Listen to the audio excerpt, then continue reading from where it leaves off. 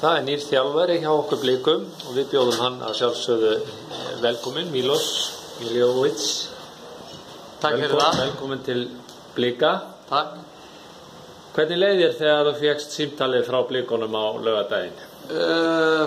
Ég var smá svona, ég meina, það kom mjög óvænt og ekki óvænt að ég hugsaði eftir að kemur eitthvað símtal frá Íslandi þá verður líklega Breiðablik að þeir eru þjálfaralausir í smá tíma, þjálfaralausir, þeir voru ekki þjálfaralausir, þeir voru með flótta þjálfara en þeir voru í leit af þjálfara heyrist af þeim, þannig að ég náttúrulega tók upp síman en eins og ég segi, bara þú veist, léttspjalla í þá en sagði að ég myndi ekkert gera áður en mánuðina því það var svona leikur Víkingur á móti Breiðablik sem var svolítið kannski smá vitkvæm fyrir mig eftir að ég er búinn að vera svo lengi í Víkinni en í rauninni ég var ánægður með að fá símtal og náttúrulega ég vil þjálfa áfram og það var bara minn heiður að vera komið hér. Hvaða möguleika sérðu með Blikaliðið?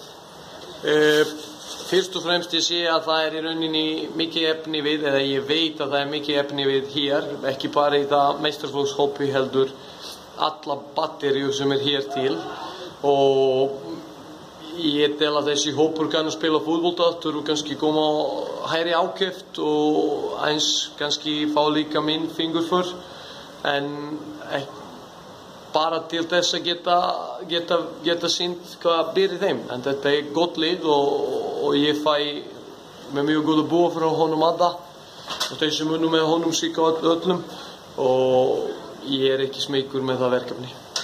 Hvers konar þjálfari ertu? Það svo erfitt fyrir mig að lýsa mig en ég svona mjög skipulagður þjálfari með mikið metnað sem að reyna að ná mest úr öllum leikmönnum. Fyrst það sem skiptir mig máli hagsmunum félagsins, svo hagsmunum leikmanna og hagsmunum leikmanna að bæta sig og ef þeir eru að bæta sig þá spilamennska liðsins að bæta sig og þá erum við að ná í rauninni hagsmunum liðsins sem þú veist að safna sem flestum stígum og berjast ofanlega í deildinni. Nú næsti leikur á móti Víkingi Ólafsvík næsta sunnudag. Eigum við vona á einhverjum breytingum á svona leikskipulagi eða struktúr í kringum liðið?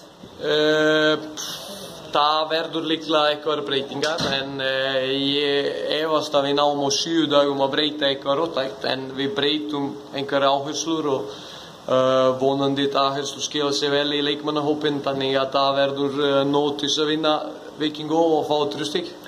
Nóg til að fá 3 stig.